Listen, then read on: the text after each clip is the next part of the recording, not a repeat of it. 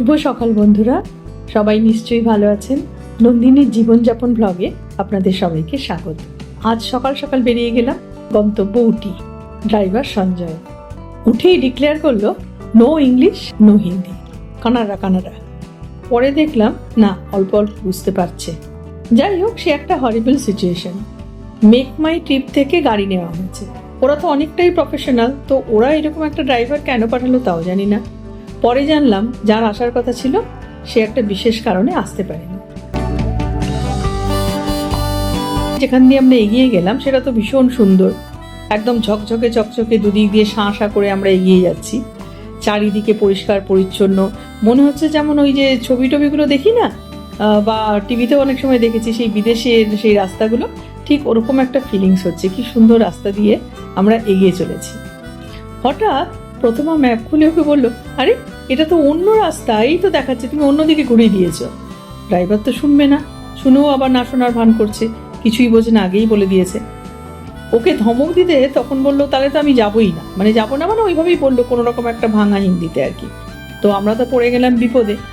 আমরা আবার মেক মাই ট্রিপে কথা বলে অনেক রকম তর্কাতর্কি হয়ে, অনেক রকম ঝামেলা হয়ে, আসলে কি হচ্ছে, আমরা মেক মাই ট্রিপকে একরকম কথা বলছি, ও আবার ইমিডিয়েটলি ফোন করে ওর যে ভেন্ডার তাকে আবার আরেক রকম কিছু বলছে। আমরা বুঝতে পারছি ও উল্টোপাল্টা কিছু একটা বলছে, হয়তো আমাদের নামেই কিছু বলছে।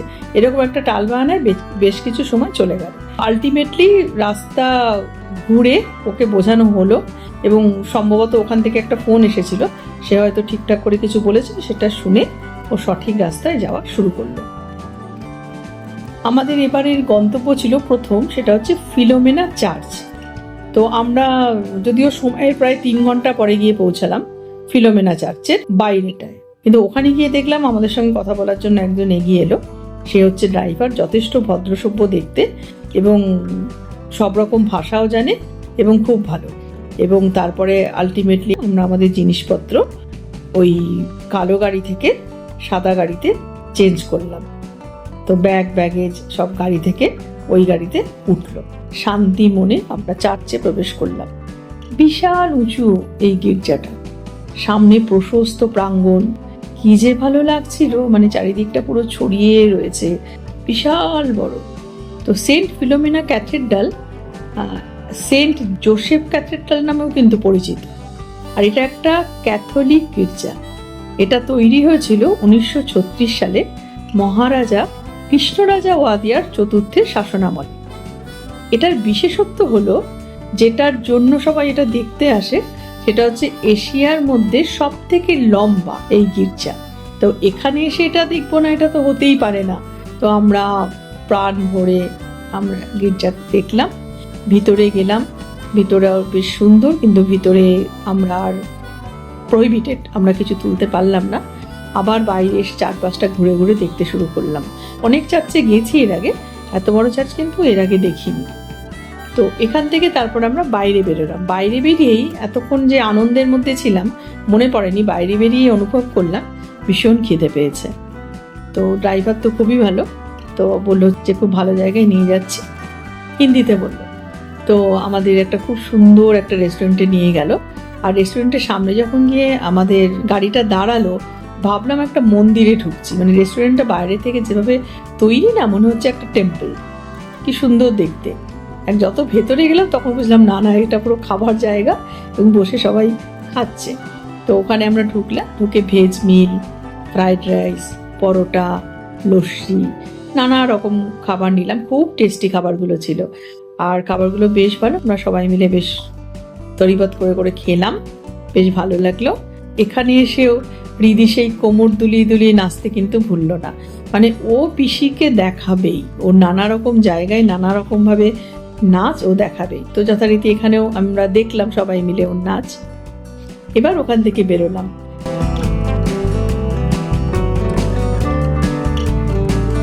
মানে তাই ভাবছি বেরোতে যে কখন পৌঁছবো উটি। মানে আমাদের উটিতে দুপুরবেলা পৌঁছে আর এক জায়গায় যাওয়ার কথা, কিন্তু আমরা এখন প্রায় বেলা হয়ে গেছে, আমরা এখনো পৌঁছতেই পারিনি। তো যাই হোক, এবার আমরা যাচ্ছি বান্দিপুর ফরেস্টের মধ্যে দিয়ে। 3টে ফরেস্ট আছে, তো বান্দিপুর ফরেস্টের ভিতর দিয়ে যখন যাচ্ছি তো বেশ ভয় লাগছে, কারণ এটা অ্যাকচুয়ালি টাইগার রিজার্ভ ফরেস্ট। তো ড্রাইভার বলল ভাগ্য ভালো থাকলে হাতি বা কিছুই একটা দেখা যাবে, আর না হলে ওই ময়ূর আর হরিণ। এখানে ফেমাস আসলে টিম্বার ট্রিজ, মানে স্যান্ডেলউড, রোজউড। তো বাগদিপুর পেরিয়ে আমরা পড়লাম মুদুমালাই টাইগার রিজার্ভ। দুদিকে জঙ্গল দেখতে দেখতে গেলাম, সেটাও বেশ ভালোই লাগছিল, এরকম তার আমরা সচরাচর দেখতে পাই না। হঠাৎ রিদি বলল ওনা দুটো পিকক দেখতে পেয়েছে। রিদির সেই পিকক না দেখতে পেলেও আমরা দেখলাম গাছের উপরে অনেক হনুমান বসে আছে, আর একটু এগোতেই নিচে প্রচুর হরিণ। এত সামনে থেকে এত হরিণ এর আগে কখনো দেখিনি। কি ভালো লাগছে, আমরা সবাই ওটা খুব উপভোগ করলাম।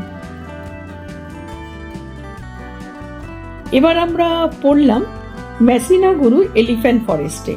এবার আমরা আবার প্রার্থনা শুরু করলাম যে ভগবান এবার অ্যাটলিস্ট একটা এলিফ্যান্ট দেখাও, মানে একটা বন্য এলিফ্যান্ট দেখেও অ্যাটলিস্ট বাড়িতে গিয়ে গল্প করতে পারবো যে না আমরা একটা এলিফ্যান্ট দেখেছি। কিছুই না দেখে কি বলবো।